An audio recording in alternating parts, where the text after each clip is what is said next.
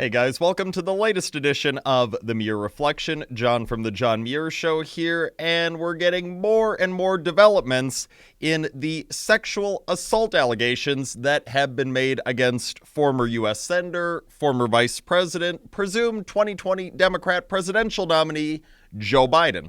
Of course, it was last month that this former U.S. Senate staffer, a woman by the name of Tara Reade, publicly accused Biden of having sexually assaulted her back in the early 1990s. Now, you might not have heard a whole ton about this because if you turn on a lot of mainstream media outlets, they don't really like talking about it. In the case of CNN, they did not mention these accusations against Biden until this past weekend when they were pressured into doing so. But yes, this has been around for more than a month now, and this Tara Reade, she is sticking to her story, saying that she was sexually assaulted by Joe Biden back in the 1990s. So the more time that's going along, the more supporting claims there are for Reade's allegations. We had learned this past weekend that a woman who Reade says is her mother had called into CNN's Larry King Live back in 1993 to anonymously state that she had a daughter who was working for a prominent senator, that she had been mistreated by the senator, asking what it is that she could possibly do to help her daughter. Reade says that woman was her mother that was calling in. That Larry King Live tape resurfaced back on Friday night. Now, yesterday, you had two individuals, one who is a former neighbor of Tara Reade, who also describes herself as being a supporter politically of Joe Biden, the other being a former colleague of Reade's. Both of them are saying, yep, everything that Reade is telling you is true. We had heard about this back then, but we didn't feel it was our place to say anything. But yes, what Reade is saying is true. It's not just out of nowhere. She was talking about this stuff when it first happened back in the 1990s. So now you have more people coming forward saying that they agree with what it is that Reade is alleged of Joe Biden. Now, of course, the John Muir Show in every case says when you have a U.S. citizen who's been accused of something, whether it's in a court of law or outside of a court of law, that person should be deemed innocent until proven guilty. And that standard most certainly extends to Joe Biden as well, innocent until proven guilty. And at the time, it is merely accusations that have been made against him.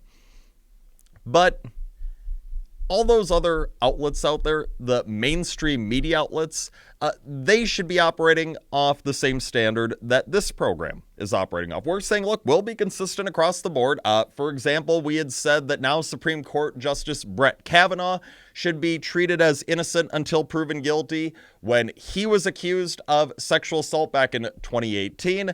And now we're saying, look, same standard should apply for Joe Biden. He should be deemed innocent until proven guilty when it comes to the sexual assault allegations that have now been levied against him.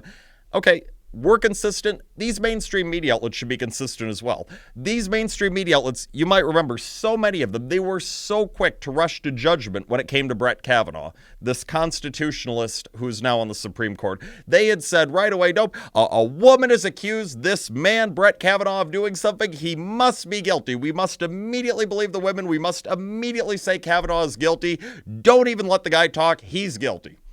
You might remember that that's how they treated Brett Kavanaugh back in 2018. Well, for all of those mainstream media outlets, if they want to be taken seriously, they should be consistent and apply that same exact standard to Joe Biden, saying because a woman has accused Joe Biden of sexual misconduct, he should automatically be deemed guilty. Don't even give the guy a chance to talk. Nope, he's guilty. They should be saying the same thing about Biden that they did about Kavanaugh. But of course, so many of these mainstream media outlets are not saying it. They're burying this story. In some cases, they're not talking about this story at all, because Joe Biden is a Democrat, whereas Brett Kavanaugh is a constitutionalist, a conservative. That's the difference right there. For these supposedly objective mainstream media outlets, they're not actually objective. They are nothing more than partisan hacks, these outlets, and so many of the people who work at them. They are there to do the bidding of the Democrat Party. They are there to shill for Democrat politicians like Joe Biden. Well, they're more than willing to immediately deem any Republican who's been accused of anything, no matter how flimsy the accusations, of being guilty, not giving that presumption of innocence as they always should. So look, this time it is very telling about the media. Who knows what's going to come of this when it comes to Joe Biden and the accusations against him, but what is certain is that the mainstream media has once again shown itself to be full of partisan hacks who are more than willing to employ a self-serving partisan double standard, which is why you should not give the time of day to these mainstream media outlets. They are nothing but political hacks. They are nothing but fake news. It's all the time that we have for today. The John Muir Show, each and every weekday, 8:40 a.m. WTAQ, 9 a.m. WSAU and WHBL. Till next time, I'm out.